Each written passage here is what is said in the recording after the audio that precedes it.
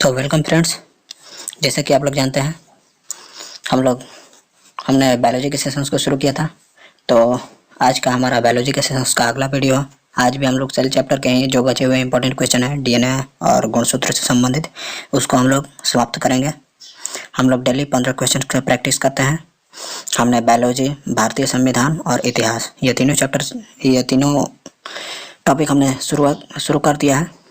आगे जितने भी क्वेश्चन बन सकते हैं हमने संपूर्ण एनसीईआरटी को ही सॉल्व करने का ठान लिया है। तो हम लोग संपूर्ण एनसीईआरटी को पढ़ने वाले हैं और एनसीईआरटी से जितने भी क्वेश्चन बन सकते हैं वे सारे क्वेश्चन हम लोग सॉल्व कर रहे हैं।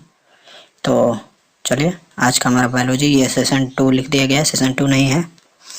हमारा बायोलॉजी के सेशंस को आगे बढ़ाते हुए आज के हम लोग अपने पहले क्वेश्चन की तरफ चलते हैं। तो चलिए, आज का हमारा पहला क्वेश्चन है, देखिए।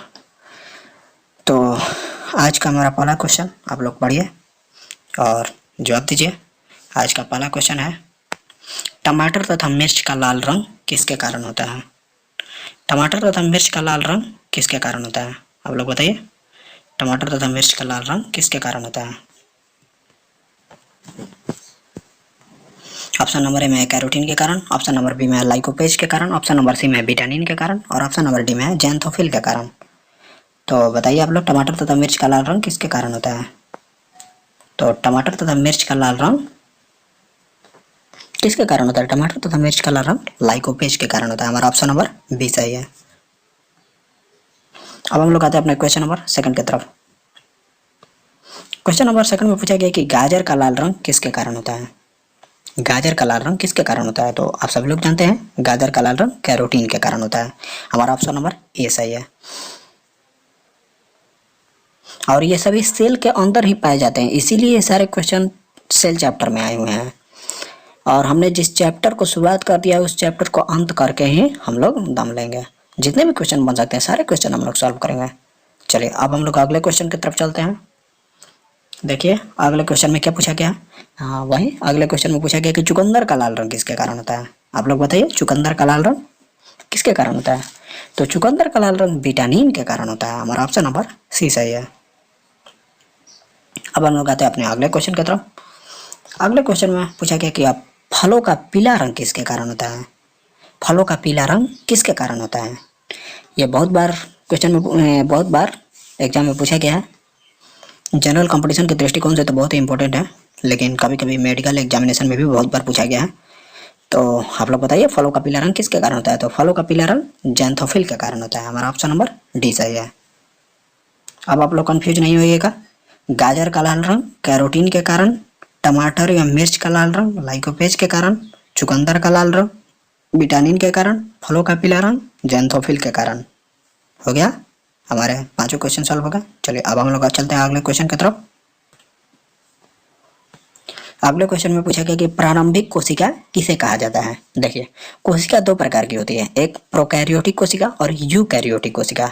तो प्रोकैरियोटिक कोशिका को ही प्रारंभिक कोशिका कहा जाता है, क्योंकि यह एक अविकसित कोशिका होती है। तो कभी कभी क्वेश्चन में अविकसित कोशिका भी पूछ देता है और प्रारंभिक कोशिका भी पूछ देता है या अपूर्ण कोशिका भी पूछ देता है। तो हमारा ऑप्शन नंबर कौन सा सही होगा? आप लोग बताइए। सी नंबर, प्रारंभिक कोशिका प्रोकैरियोटिक कोशिका को कहा जाता है। ऑप्शन नंबर सी सही है। अब हम लोग आते हैं अपने क्वेश्चन नंबर 7 की तरफ। क्वेश्चन नंबर 7 में पूछा गया कि विकसित कोशिका किसे कहा जाता है? तो हमने बताया, विकसित कोशिका, अविकसित कोशिका प्रोकैरियोटिक कोशिका और विकसित कोशिका यूकैरियोटिक कोशिका को कहा जाता है। तो हमारा ऑप्शन नंबर बी सही है। अब हम लोग आते हैं अपने क्वेश्चन नंबर 8 की तरफ। क्वेश्चन नंबर 8 में पूछा गया है कि किस कोशिका में कोशिका के सभी अंग पाए जाते हैं? ए में है केंद्रक में, बी में यूकैरियोटिक कोशिका में, सी में प्रोकैरियोटिक कोशिका में, डी में है नन ऑफ दिस।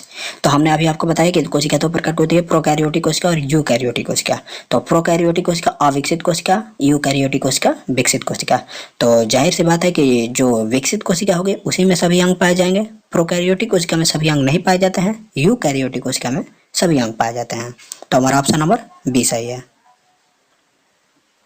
अब हम लोग आते हैं अपने क्वेश्चन नंबर अगला क्वेश्चन की तरफ। अगला क्वेश्चन में पूछा गया 70S राइबोसोम किस में पाया जाता है? तो ये भी बहुत ही कंफ्यूजन वाला सवाल है, इसको भी आज हम क्लियरिफाई कर देते हैं। देखिए, 70S राइबोसोम प्रोकैरियोटिक कोशिका में और 80S राइबोसोम यूकैरियोटिक कोशिका में पाया जाता है।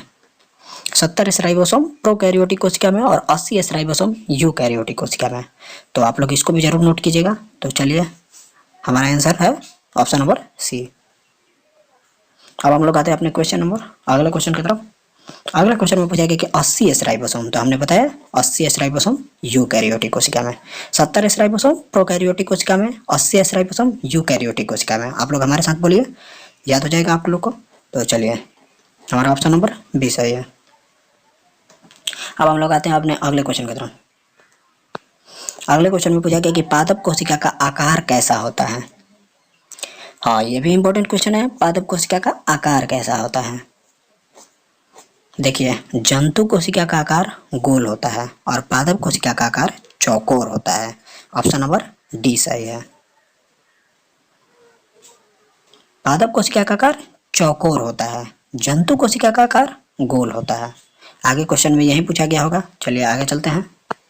देखिए, वहीं पूछा गया है कि आगे कोशिका में जंतु कोशिका का आकार कैसा होता है। तो हमने आपको बताया जंतु कोशिका का आकार गोल होता है, पादप कोशिका का आकार चौकोर, जंतु कोशिका का आकार गोल। हमारा ऑप्शन नंबर ए सही है। आप लोगों को किसी क्वेश्चन में डाउट होगा तो जरूर कमेंट कीजिएगा। वैसे तो हमने जितना डीप में बता रहे हैं तो किसी क्वेश्चन में डाउट नहीं होगा। तो चलिए, अब हम लोग चलते हैं अपने अगले क्वेश्चन की तरफ। देखिए, अगले क्वेश्चन में पूछा गया कि बिना कोशिका भित्ति वाले कोशिका में क्या नहीं पाया जाता है। देखिए, ये वीपीएससी का क्वेश्चन है, तो आप लोग क्वेश्चन को देख के घबराइएगा नहीं। अगर आप लोग सारे क्वेश्चंस को लगाए होंगे तो इस क्वेश्चन को जरूर सॉल्व कीजिएगा। किस बिना कोशिका भित्ति वाले कोशिका में क्या नहीं पाया जाता है। थोड़ा सा बीपीएससी में ऐसे ही पूछ देता है क्वेश्चन, थोड़ा सा डीप में। तो आप लोग बताइए, बिना कोशिका भित्ति वाले कोशिका में क्या नहीं पाया जाता है। तो देखिए, सबसे पहले आप लोग को अगर नॉलेज होगा तो बिना कोशिका भित्ति वाला कोशिका कौन होगा। बिना कोशिका भित्ति वाला कोशिका जंतु कोशिका में होगा। जब सबसे पहले तो आप लोग जानते हैं कि जंतु कोशिका में कोशिका भित्ति नहीं पाई जाती है, तो इसका मतलब जंतु कोशिका होगा। और जंतु कोशिका में क्या नहीं पाया जाता है, तो जाहिर सी बात है कि जंतु कोशिका में क्लोरोफिल कभी होगा ही नहीं। तो बिना कोशिका भित्ति वाले कोशिका में क्या नहीं पाया जाता है, क्लोरोफिल नहीं पाया जाता है। क्लोरोफिल सिर्फ पादप कोशिका में पाया जाता है। तो हमारा ऑप्शन नंबर सी सही है। क्वेश्चन बहुत ही आसान हो गया, तो आप लोग बीपीएससी को देख के घबराइएगा नहीं। अगर आप लोग हमारे सारे क्वेश्चंस को लगाते हैं तो ये सभी क्वेश्चन आप लोग बीपीएससी तक के भी क्वेश्चन जितने भी बायोलॉजी के आए हुए हैं, बायोलॉजी क्या, अभी हमने भारतीय संविधान को भी शुरुआत किया है, भारतीय इतिहास को भी शुरू किया है। धीरे धीरे तो हम क्वेश्चन को इस लेवल तक करा देंगे कि आप लोग बीपीएससी के क्वेश्चन भी आराम से सॉल्व कीजिएगा। तो चलिए, हमारा ऑप्शन नंबर सी सही है। अब हम लोग आते हैं अपने क्वेश्चन नंबर 14 की तरफ। क्वेश्चन नंबर 14 में पूछा गया कि किस कोशिका में किसी भी प्रकार का कोई विभाजन नहीं होता है। किस कोशिका में किसी प्रकार का कोई विभाजन नहीं होता है। तो ये भी इंपॉर्टेंट क्वेश्चन है, बहुत बार कंपटीशन में पूछा गया है। तो किसी भी प्रकार का विभाजन किस कोशिका में नहीं होता है, तो तंत्रिका कोशिका में। तंत्रिका कोशिका में किसी भी प्रकार का विभाजन नहीं होता है। हमारा ऑप्शन नंबर सी सही है। अब हम लोग आते हैं अपने अगले क्वेश्चन की तरफ। अगले क्वेश्चन में पूछा गया है पादप कोशिका में क्या नहीं पाया जाता है। आप लोग बताइए, पादप कोशिका में क्या नहीं पाया जाता है। यह भी अगर आप लोग शुरू से देख रहे होंगे तो आप लोग को जरूर पता होगा कि पादप कोशिका में तारककाय यानी कि सेंट्रोसोम नहीं पाया जाता है। हमारा ऑप्शन नंबर सी सही है। अगर आप लोग को इसका पूरा थ्योरी चाहिए तो आप लोग जरूर कमेंट कीजिएगा। हमारा लाइव क्लास चलता तो अभी हमारा लाइव क्लास नहीं चलेगा, हमारे सब्सक्राइबर उतने नहीं हैं। अगर हमारे सब्सक्राइबर बढ़ते हैं और लाइव क्लास चलता है तो हम पूरा थ्योरी क्लास चलाएंगे इसका। तो आप लोग बताइए, पादप कोशिका में क्या नहीं पाया जाता, तो तारककाय नहीं पाया जाता। तारककाय को इंग्लिश में सेंट्रोसोम कहा जाता है। अब अगले और लास्ट क्वेश्चन की तरफ चलते हैं। आज का हमारा अंतिम क्वेश्चन है, तारककाय की खोज किसने की थी। तारककाय को अंग्रेजी में सेंट्रोसोम कहा जाता है और अधिकतर कभी कभी सेंट्रोसोम ही पूछ देता है, तो आप लोग कंफ्यूज नहीं होइएगा। इंग्लिश भी आप लोग को जानना जरूरी है। जिस वर्ड का इंग्लिश आप लोग को जानना जरूरी होगा वो हम जरूर बताएंगे। तो तारककाय की खोज किसने की थी, तो तारककाय की खोज टी बोवेरी ने की थी। हमारा ऑप्शन नंबर बी सही है।